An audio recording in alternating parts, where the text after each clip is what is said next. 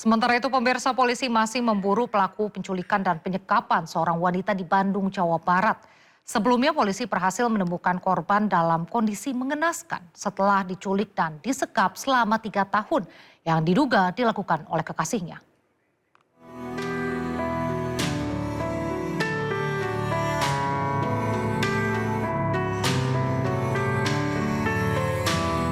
Kasus penyekapan seorang gadis muda di kawasan Rancaikek, Kabupaten Bandung selama 3 tahun mengundang perhatian publik. Kasus yang sempat viral di media sosial ini menjadi fokus penyelidikan kepolisian. Setelah korban ditemukan dalam keadaan hidup dengan kondisi yang mengenaskan, fokus penyelidikan kini diarahkan pada pengejaran pelaku yang diduga bertanggung jawab atas penyekapan tersebut. Dari hasil pemetaan dan penyelidikan sementara, pelaku diketahui kerap berpindah lokasi untuk menghindari penangkapan. Bahkan dalam beberapa kesempatan polisi hampir berhasil menangkap pelaku, namun pelaku kembali lolos dari penyergapan. Dan kami sampaikan pada rekan sekalian bahwa kepolisian sudah beberapa hari ini berjibaku untuk mencari tersangka. Tersangka yang memang dari beberapa hasil daripada mapping kita ini dia berpindah-pindah. Dan hampir beberapa waktu kita gerebek, tetapi yang bersangkutan masih bisa meloloskan diri. Sebelumnya korban ditemukan pada 10 Juni lalu di sebuah kontrakan di kawasan Cinunuk, Kabupaten Bandung, Jawa Barat. Korban ditemukan dalam kondisi sangat mengenaskan, yakni penuh luka akibat penganiayaan. Bahkan mulut dan mata kanan korban terluka sangat parah. Pihak keluarga mengaku sudah 3 tahun kehilangan komunikasi dengan korban. Dari Kabupaten Bandung, Jawa Barat, Yuwan Pangestu, iNews melaporkan. Kasus penyekapan seorang gadis muda di Rancaikek, Kabupaten Bandung selama 3 tahun sangat memprihatinkan. Anggota DPR RI Atalia Praratya mengunjungi korban yang dirawat di Rumah Sakit Hasan Sadikin. Anggota DPR RI Atalia Praratya mengunjungi seorang gadis korban kasus penyekapan selama 3 tahun oleh kekasihnya di Rumah Sakit Hasan Sadikin, Bandung.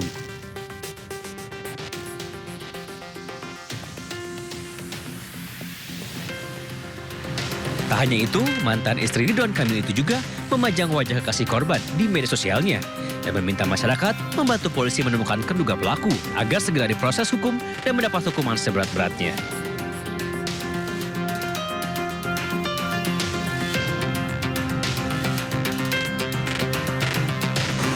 Sementara itu, akibat kondisi yang sangat memprihatinkan, korban saat ini masih menjalani perawatan di Rumah Sakit Hasan Sadikin, Bandung. Korban dirawat di ruang isolasi dengan pengawasan ketat tim medis.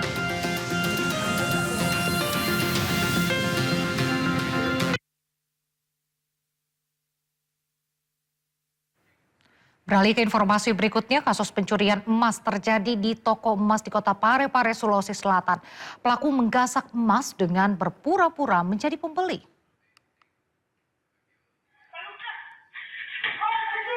Terekam CCTV, seorang pria mendatangi toko emas di Jalan Lasinrang, Kota Parepare. Pelaku berdalih membeli gelang emas 5 gram untuk dihadiahkan kepada ibunya. Saat pemilik toko emas lengah, pelaku langsung membawa kabur gelang emas. Setelah korban melapor, pelaku akhirnya ditangkap polisi. Pelaku mengaku butuh uang untuk menebus sepeda motor milik kakaknya yang ia gadaikan.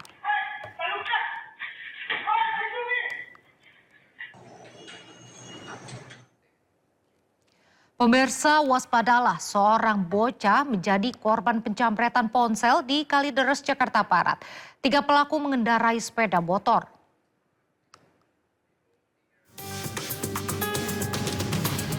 Tiga remaja berboncengan motor melewati gang di kawasan Rawa, Kalideres, Jakarta Barat. Korban tengah bermain bersama temannya diincar pelaku jambret. Dari kejadian ini diingatkan agar orang tua mengawasi anak mereka saat bermain di luar rumah.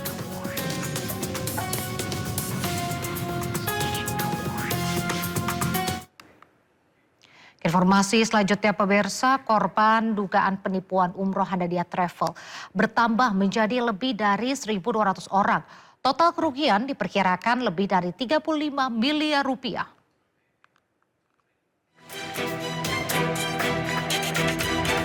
620 korban dugaan penipuan umroh Hanania Travel kembali melapor ke Polda Metro Jaya. Laporan dilayangkan oleh kuasa hukum para korban, Jody Mulya Setia. Total jumlah korban Hanania Travel kini menjadi 1.286 orang dengan kerugian mencapai lebih dari 35 miliar rupiah. Polisi kini telah memeriksa sejumlah saksi termasuk para publik figur yang bekerja sama dengan Hanania Travel. Terbaru pada hari Kamis lalu, Davina Karamoy juga dijadwalkan menjalani pemeriksaan di Polda Metro Jaya. Jumlah data yang kemudian sudah kami sampaikan ke Polda dari gelombang 1, 2, dan 3 itu kurang lebih sekitar ada 1.286 max dengan total nominal 35M 342.293.500 rupiah. Diketahui saat ini 1.286 orang telah menjadi korban dengan kerugian mencapai lebih dari 35 miliar rupiah. Dari Jakarta, Tim Liputan iNews melaporkan. Memboyong keluarga, Jakarta Fair Kemayoran ramai diserbu pengunjung di akhir pekan. Informasi selengkapnya usai jeda, tetaplah di Sindo Malam.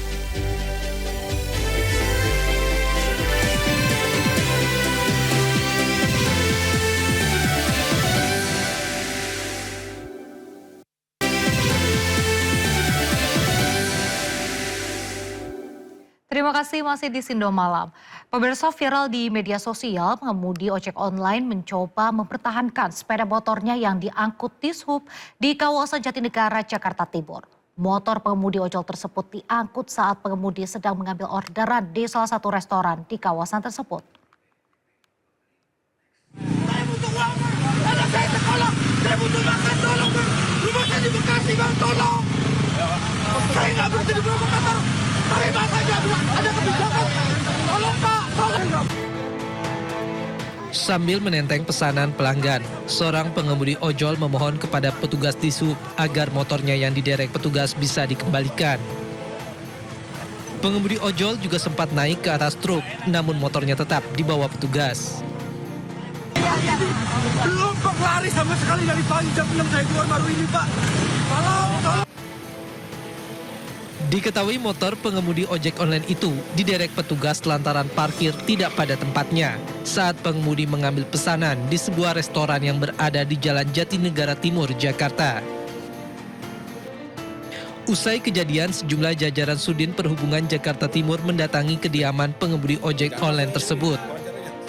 Mereka datang untuk bersilaturahmi sekaligus mengembalikan sepeda motor pengemudi ojol yang sempat diderek petugas lantaran parkir tidak pada tempatnya.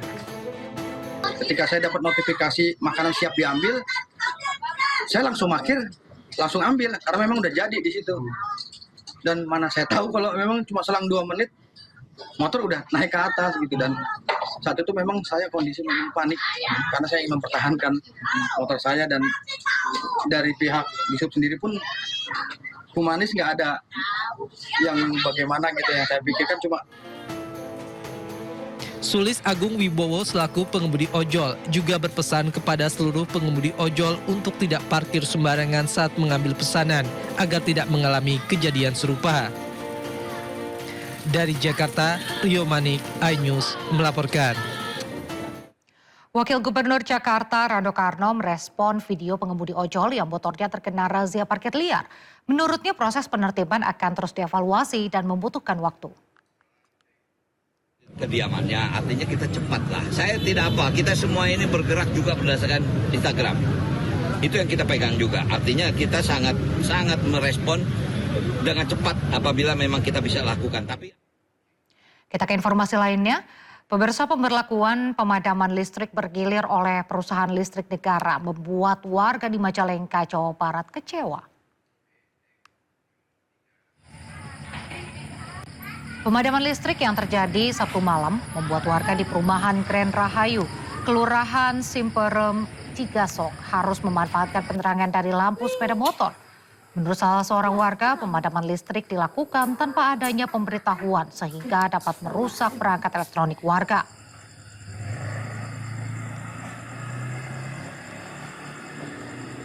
Sementara itu di kota Cirebon, Jawa Barat, pemadaman listrik secara bergilir dalam beberapa hari terakhir mulai berdampak terhadap produksi furniture dan pernak-pernik pesta berbahan kayu.